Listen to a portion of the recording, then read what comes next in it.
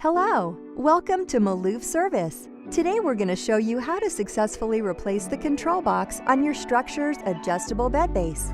Number 1. Remove your mattress from the base, then lift the base onto its side.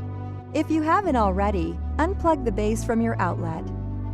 Number 2. Locate the control box.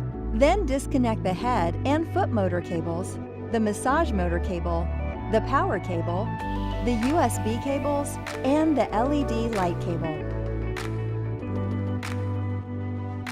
Number 3. Next, locate and press the release button and slide the control box from the holding bracket. Number 4. Install the new control box by sliding it into the holding bracket until it clicks. Number 5. Plug in the LED light cable, the USB cables, the power cable, the massage motor cable, and the head and foot motor cables into the new control box.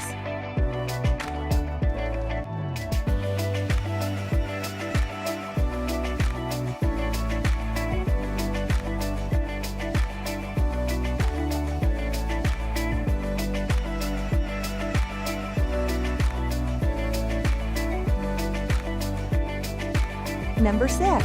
With the base still on its side, plug the base into your outlet and pair your remote control with the new control box.